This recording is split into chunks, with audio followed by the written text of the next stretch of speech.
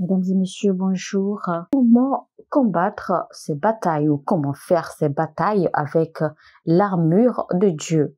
Avec l'apôtre Joshua Selman.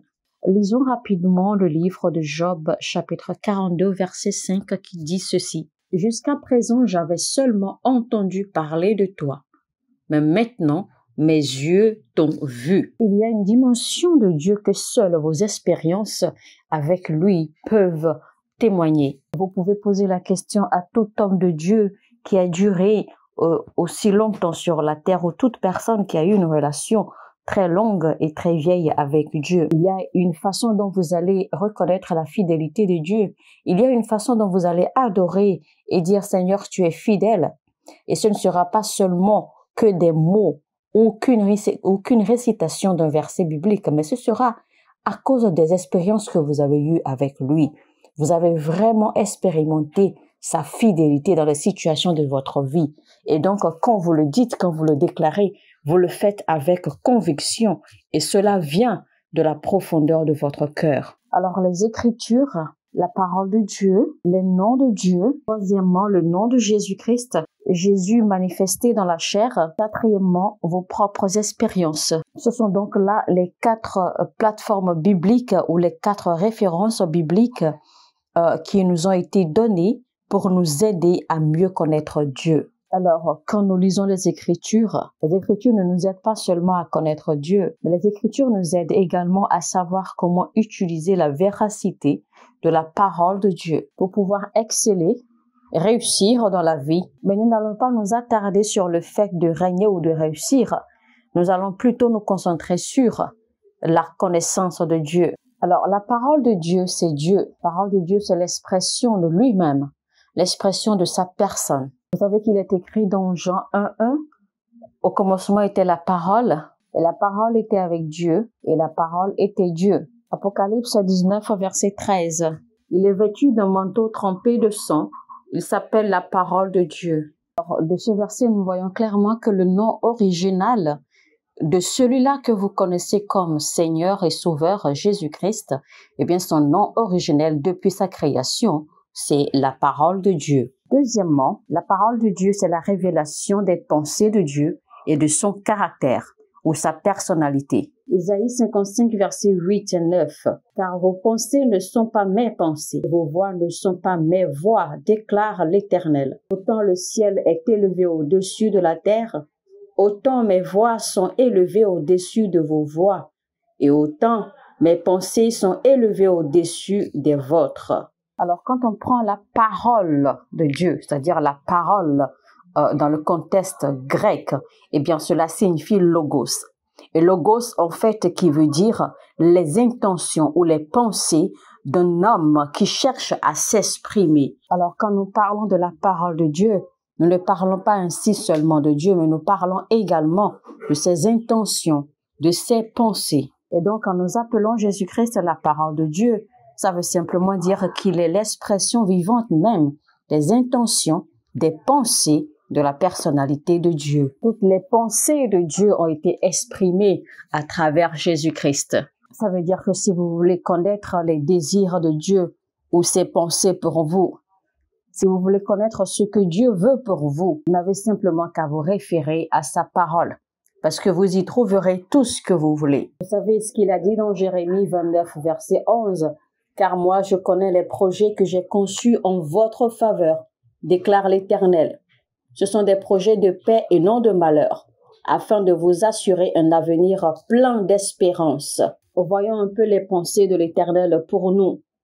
Eh bien, il est écrit dans Ésaïe 60, versets 1, 2, 3. « Lève-toi, resplendis, car voici ta lumière, car sur toi s'est levée la gloire du Seigneur. Voici que les ténèbres couvrent la terre, et une nuée sombre couvre le peuple.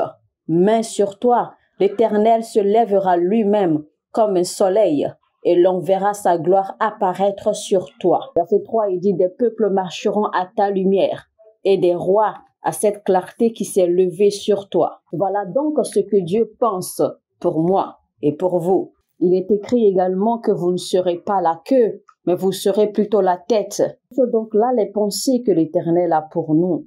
Et donc, quand nous étudions la parole de Dieu, eh bien, nous préparons et nous adaptons ou nous essayons d'habituer notre esprit aux promesses que Dieu nous a faites à travers sa parole. Vous ne pouvez donc pas être un étudiant de la parole de Dieu et douter des plans et des promesses de Dieu pour votre vie. Quand vous ne connaissez pas la parole de Dieu, il est clair que vous allez douter de ses promesses et de ses plans pour votre vie, surtout quand vous vous retrouvez dans des situations difficiles, quand vous vous retrouvez devant des défis, devant des problèmes.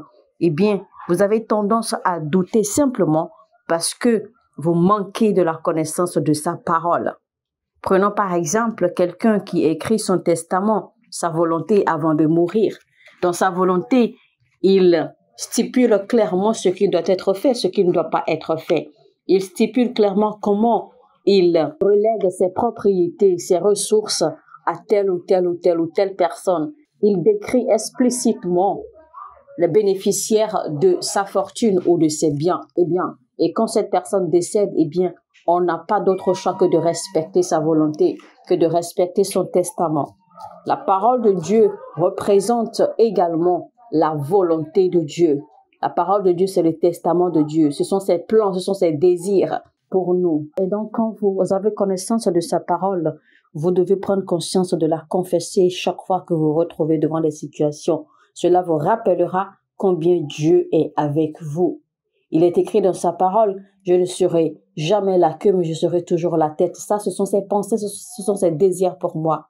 Il a dit qu'aucune arme forgée contre moi ne réussira ou ne prospérera. Ce sont là les pensées de Dieu pour moi. Et donc, je m'accroche à cela, car ces pensées ne peuvent jamais faillir. Il est dit dans Deutéronome 28, 1, 2, « Si vous écoutez attentivement la parole de l'Éternel, votre Dieu, et si vous obéissez à tous les commandements que je vous donne aujourd'hui, si vous les appliquez, alors l'Éternel, votre Dieu, vous fera devenir la première de toutes les nations de la terre. Si vous obéissez à l'Éternel, votre Dieu, voici toutes les bénédictions dont Dieu vous comblera. » Voyez donc, ce sont là les pensées de Dieu pour moi et pour vous. Alors à ce moment, vous commencez d'accord à faire la comparaison entre ce que vos cultures ou vous commencez à faire la comparaison entre ce que vos cultures, vos traditions, vos croyances vous enseignent par rapport à ce que la parole de Dieu vous dit.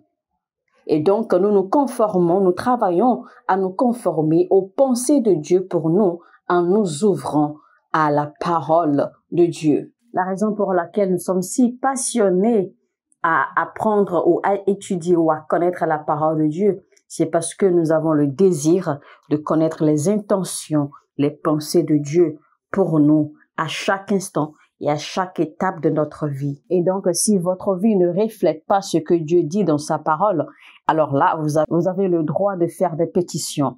Vous avez le droit d'adresser des pétitions, d'adresser des prières à Dieu pour lui rappeler ce que sa parole dit et lui rappeler ce que votre vie est. Parce que si vous ne connaissez pas ce que la parole dit, il vous sera difficile alors de prier.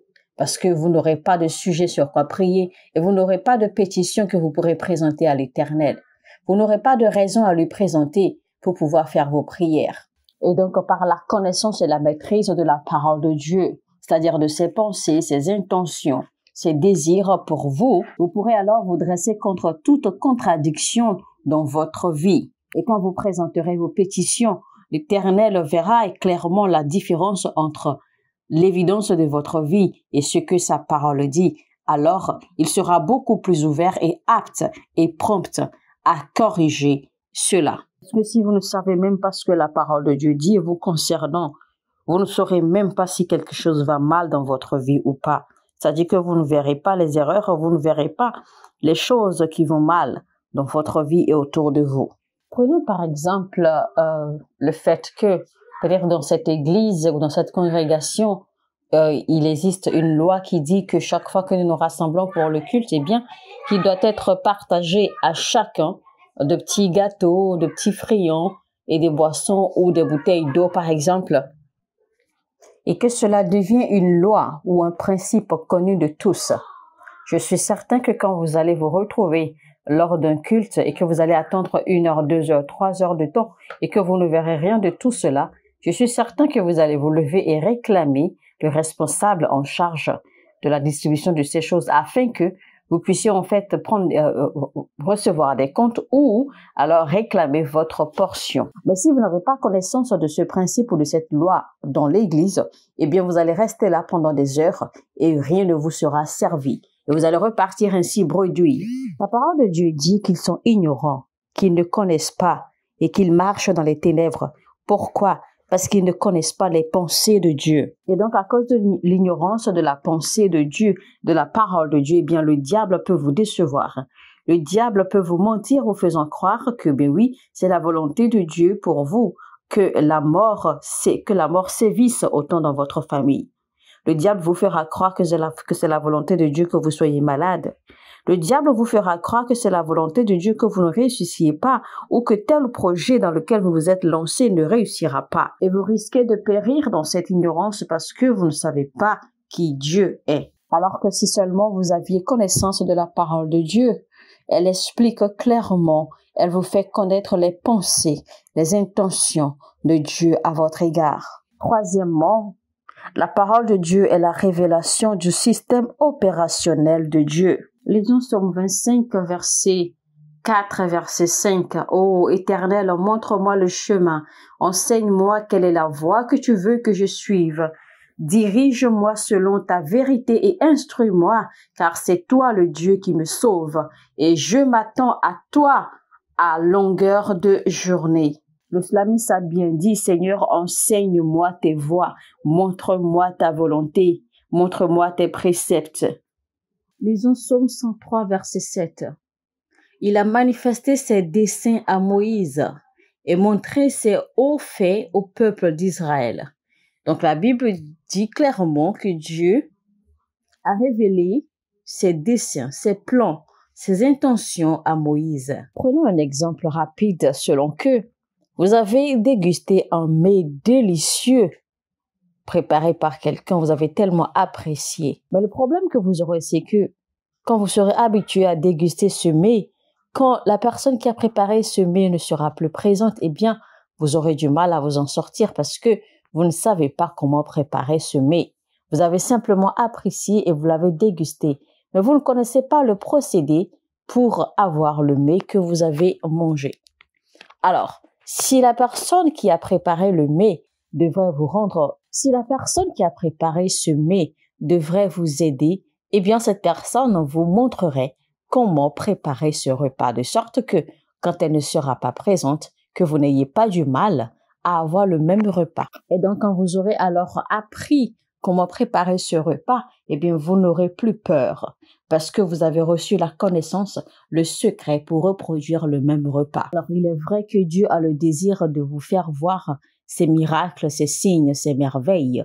Mais ce n'est pas tout. Il ne veut pas simplement vous les offrir, mais il veut également vous faire entrer en partenariat dans le lieu secret afin de vous montrer comment opérer ces mêmes miracles, comment opérer ces mêmes prodiges et ces merveilles. Savez-vous seulement la raison pour laquelle les histoires dans la Bible sont si longues?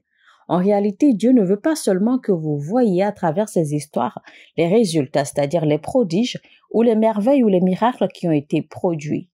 Mais Dieu veut également que vous y voyiez le processus par lequel ces miracles ont été faits, le processus par lequel ces prodiges, ces merveilles que vous expérimentez ou que vous voyez, que vous lisez dans la Bible sont arrivées. Eh bien, la Bible dit que les choses écrites dans la parole de Dieu sont pour nous enseigner. En tant qu'homme de Dieu, oui, je peux prier pour vous et vous allez recevoir l'exaucement. Vous allez recevoir l'évidence, vous allez voir à l'évidence la réponse aux prières que je ferai pour vous. Mais d'une façon ou d'une autre, vous ne serez pas tellement confident de ces résultats, de ces évidences. Pourquoi? Parce que vous ne saurez pas comment les reproduire et vous aurez même du mal vous-même à prier pour quelqu'un pour avoir le même résultat parce que vous n'avez pas appris ou vous n'avez pas été enseigné, eh bien, le processus qui a amené les résultats qui se sont produits à travers la prière que j'ai faite pour vous. C'est donc là que la parole de Dieu intervient. Parce que la parole de Dieu vient pour vous enseigner les méthodologies du royaume. Mesdames et messieurs, c'était donc la première partie du message. Comment faire vos combats ou comment faire vos batailles en utilisant l'armure de Dieu. Et l'armure que nous avons étudiée dans ce message, eh bien, c'est la parole de Dieu. Alors, si ce message vous a édifié, n'hésitez surtout pas à le partager au maximum autour de vous. Invitez, d'accord, vos amis, vos collègues ou bien-aimés à écouter le message et surtout, abonnez-vous sur cette chaîne si vous ne l'avez pas encore fait. Cliquez sur la cloche de notification afin de recevoir nos messages chaque fois que nous faisons des publications. Et sur ce, je vous dis que Dieu vous bénisse. On se retrouve sur la deuxième partie du message.